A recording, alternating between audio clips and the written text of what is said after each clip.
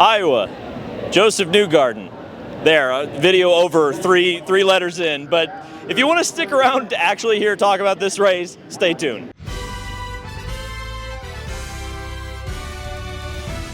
So I enjoy Iowa Speedway. I think you guys know that at this point. It's kind of a great mix between what we're used to with IndyCar oval racing, and particularly short track IndyCar oval racing, and really like multi-class sports car racing. And unfortunately, in some ways, we kind of have a Penske class right now.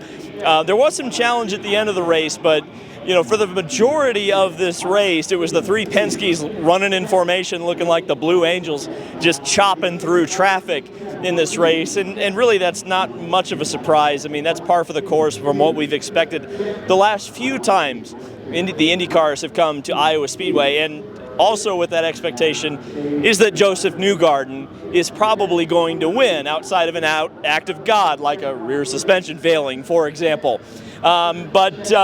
You know, I think I've said this a few times, and yes, fans don't like beatdowns, or at least, you know, the vocal minority on social media don't like beatdowns, but like, there's nothing wrong with Joseph Newgarden or Alex Palou going out there every now and then and absolutely smacking the field. And there's absolutely nothing wrong, in my opinion, with Joseph Newgarden being this dominant at one racetrack, because when he does get beat, it's going to be an exciting part of the season. It's going to be a notable part of the season because someone else figured it out. Do I think that someone's going to figure it out tomorrow? Probably not. There is a small morning warm-up tomorrow before the 250-lap race tomorrow, and I need to make a correction because I said 300. It was 300 last year. The race distance was changed for this year. Both duels are 250 laps. So, a strange, I'm going to say it felt strange, but then again, apparently Iowa's traditionally not a caution-filled event. That's what Scott McLaughlin just said in the post-race press conference, but I thought it was very surprising that there was only one caution flag today. That was for the impact in the Turn 4 wall with Graham Rahal. You know, that's just a suspension damage. He'll be back tomorrow, I'm sure, but yeah, it was surprising to see how long the first stint was. It was over 150 laps, over half of the race. That was unique. That was different. And outside of that, not a very different Iowa race. So let's take a look at the results here from the first Hy-Vee Homefront 250. Joseph Newgarden wins over Scott McLaughlin by some 3.7 seconds. Pato O'Ward, the only other driver to win at Iowa last year, got third position and broke up the Penskes just a little bit. Marcus Ericsson, who you'll hear from later on in this video, also finished on the lead lap in fourth position. Will Power, who was on the pole position at over 181 miles an hour, some 2 miles an hour clear of the field, was not able to convert that in fifth. Scott Dixon, the first car, one lap down, in sixth. Then you got Kyle Kirkwood, who was a hard charger on the day. Alex Palou continues to lead the points, and most people are expecting him to win the championship unless the wheels totally fall off in the next couple of races. Takuma Sato returns to the cockpit just behind his teammate. Alexander Rossi had a quiet day. Roman Grosjean had a slightly less quiet day, but he did finish the race, which is something that he struggled with the last few weeks. So it's good to see Roman Grosjean getting the car to the finish, albeit one lap down. David Malukas, who had a spectacular qualifying run as the first car, 2 laps down. Felix Rosenquist slots in behind him. Elio Castroneves in 14th spot. Callum Ilott had some close calls out in the exit of turn 2, at least 3 times, almost getting into the wall. He finishes in 15th place, the first car 3 laps down. Augustine Canapino in 16th. Rinus VeeKay looked like he had a chance at one point to have a solid finish, but a yellow caught him out, and 17th is the best he could do. Jack Harvey finishes 18th and thus does not better his best finish of the season, which was 17th going into this race. So that was a stat that I heard that just blew my mind, but it ended up being true.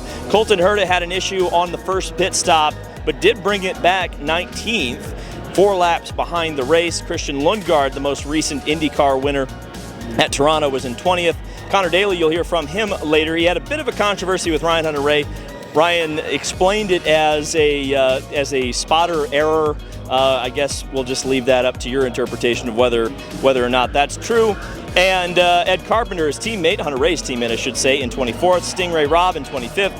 Santino Ferrucci in 26th. Benjamin Peterson in 27th. And Graham Rahal, the only retirement from the race after a crash. So we talked about the interviews that we're going to tease, or we have teased. Let's hear from Connor Daly first, because it's been a pretty wild story with him replacing Simon Pagenaud first at Mid-Ohio and now here at Iowa Speedway for the 2 races.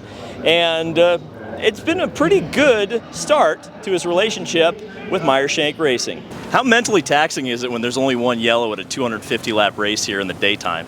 Well, honestly, like it's not bad when you feel like your tires are lasting. Like we actually had good tire life, so like for us, I could tell we were going longer than everyone else, and that's kind of what you want to do. And then, you know, the one time we do an undercut, like we get trapped by the yellow, so that was a shame. That was just kind of, that's how these races work out sometimes. Second opportunity here with Meyershank Racing. How has it been for you adapting to this team? I'm sure it's nice to get a little bit extra track time rather than what you had at Mid-Ohio. And this is a track you're comfortable with. What's your expectations for tomorrow? I think we'll do much better tomorrow. I mean, I learned so much just in this race, and the whole time we're getting better, and I think we have some time to look at it now. And we were not slow by any means, so that's encouraging. You know, the pace-wise, we were much, much better than I was last year. I felt like I could actually race people, could pass people on the high line, could run with the guys. So I feel good. You know, we definitely want to be aiming for the top 10 tomorrow for sure. And Marcus Ericsson was one of the few drivers who passed a Penske car on track for position today. Let's hear from him. You were probably the one guy who could challenge the Penskes today. I guess my first question to you is, like, what do you think they're doing that you guys can't do? That's what I want you to tell me, because we're trying to figure that out. No, they're always been so strong here, and you know, it's a bit frustrating because we feel like we've made some improvements, but we're still missing a bit to really challenge them. With that said, though, I think we did a good race today. You know, qualifying 10th was a little bit of a disappointment, but we knew we had a better race car, and I think we showed that in the race with good driving, good strategy, good pit stops. It was, you know, we were sort of executing on all different things, and this race is a lot about making the right decisions, and I feel like we did that, and P4 was a very solid result for us. Expectations for tomorrow? I mean, is there much you can do to the car to improve it a little bit? I mean, it's hard when you don't. We have a bit of a warm up tomorrow, but otherwise, you know, you have to look at the data and discuss tonight from today. You know, I think we definitely have some fine tuning we can do to get a bit more out of the car. If that's enough to win, I don't know, but I'm excited to try and see if we can, because, you know, that's what we're here for. But yeah, always fun to race here. I really enjoyed it. It's a cool track, man. It's just like you're always side by side with someone, and it's just yeah, fun race to do. And because we qualified in the morning this morning, and because of the doubleheader rules for IndyCar, both grids were set today. So we know what the starting grid is for tomorrow's race. It's based on the second lap of qualifying today. Let's take a look at that starting grid. Row 1, no surprise, it's the same as today. Will Power on the inside at 181 miles an hour. On the outside is Scott McLaughlin at 179. David Malukas is on the inside of row 2. Ed Carpenter's on the outside. There's a sleeper pick for everyone. Colton Herta, who looked strong at times today, but obviously that pit stop hurt him inside row 3. Graham Rahal starting on the outside, so a good opportunity for Graham to correct some of the issues of yesterday. Joseph Newgarden starting inside row 4, so a little bit of a struggle to get up through the field tomorrow for Joseph Newgarden. Outside is Elio Castroneves, who looked pretty good yesterday. P9, or inside of row 5, is Scott Dixon. Outside is Marcus Ericsson. Row 6 is Pato Award, who finished 3rd today, and on the outside is the points leader, Alex Palou. Row number 7 is Takuma Sato inside and Rinus VeeKay outside. Row number 8 will be Connor Daly and Felix Rosenquist. And then we got the 27 car of Kyle Kirkwood. He was the hard charger yesterday, might be the hard charger tomorrow. And Alexander Rossi on his outside, a little bit of beef there. We've got Devlin DiFrancesco inside of row 10. Outside is his teammate, Romain Grosjean. Then we've got an all Rahal row 11, Lundgaard on the inside, Harvey on the outside, all Juncos in row 12 with Cantapino and Ilott. Row 13 is Ryan Hunter-Reay with the outside starting position being Stingray Robb. And the final row is Santino Ferrucci and Benjamin Peterson a Foyt lockout. So 250 laps tomorrow. Are we expecting anything different? I think the only difference is probably going to be how long it takes Joseph Newgarden to get to the front, not necessarily that he won't be at the front tomorrow. But at the same time, we look at last year's second race, and I think it was a lot better than the first race. So if you were disappointed with today's race, chances are it'll be more exciting tomorrow. And I think guys are going to be more willing to risk equipment tomorrow versus today, where the crews would be very upset if you crashed a car. But we'll have to wait and see. 24 hours from tomorrow, we'll know who wins the second Hy-Vee Iowa 250. Thank you guys so much for watching. This has been David Land on YouTube. Kenny Chesney is about Kenny Chesney is about to go next. So those of you who are watching this after watching the Kenny Chesney concert here at Iowa, enjoy.